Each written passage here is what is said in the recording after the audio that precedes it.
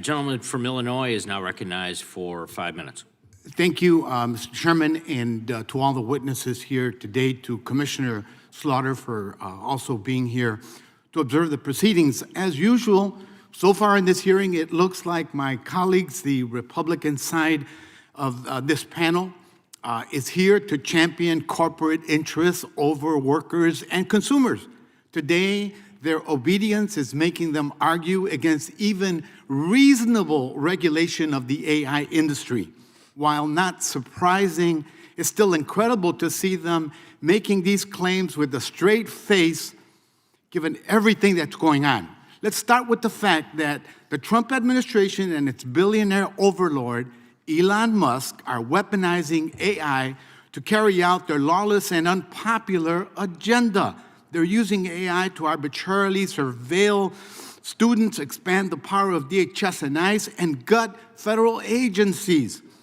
In the hands of billionaires and authoritarians like Musk and Trump, AI is a loaded gun waiting to be used on immigrants, workers, and consumers. This is exactly why it's absurd to oppose common sense regulation of the AI industry. Let's talk about what that common sense could be. It's also absurd because we know what happens when we don't enforce antitrust and consumer protection laws against technology companies. As my colleagues have pointed out, the failure to apply these laws to big tech companies at the dawn of the social media age has led to the dominance of these companies, which has routinely abused workers, exploit consumers, and deployed their technology to expand surveillance and trample on privacy rights. That is the consequence of inaction. We must learn that from our mistakes, and we must prioritize workers and consumers over corporate profits. So let's talk about what that looks like. Commissioner Bedoya, thank you for being here today. I stand in solidarity with you as you face Donald Trump's illegal efforts to fire you and Commissioner Slaughter. But can you talk about the competition between AI, if it exists, and workers, and the implications for labor rights?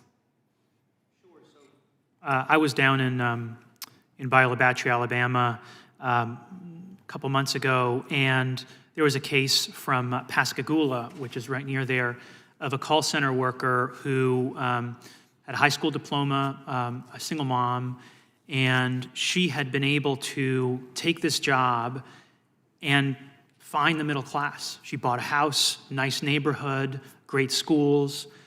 And what was starting to happen is that there was this AI transcript that was being generated of her calls, but it was wrong. You know, people on the Gulf, you know, my wife's from Louisiana, have a different cadence, different accent slightly. And the AI-generated transcript was failing. And she would get docked for those errors. And one of the things she openly wondered was, because there was also other software operating that the workers thought was going to be used to replace them. She openly wondered, am I training my replacement?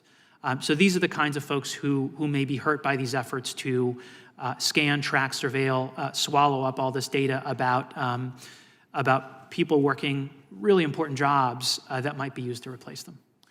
Thank you for sharing that. And based on your work at the Federal Trade Commission, what kinds of protections do you think are needed for workers if Congress were to act? So I've already mentioned the need for a workplace privacy law.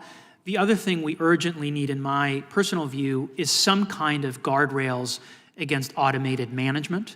Increasingly, you're seeing allegations that people are getting fired automatically on the job because of the way they were tracked. Maybe it thought that they were just loafing around when they were actually going to the bathroom, when they were actually repairing the machinery on the warehouse floor. You also see instances where people are increasingly having their emotions analyzed on the job. This is another call center example. There was an AI that set off this emotion distress alarm anytime the caller at the end of the line started laughing. And so you have technology that doesn't work as well as people think it does, being used to fire people, dock their pay, and there need to be guardrails around that kind of conduct. Labor unions have often succeeded in putting those protections in place, but I think everyone needs those kinds of protections, not just folks who are lucky enough to be in a union. Thank you, and my time is exhausted, Mr. Chairman. Before I turn it back, I seek unanimous consent to submit an article entitled, thank you, OpenAI Peels Back ChatGPT Safeguards Around Image Creation. Without objection?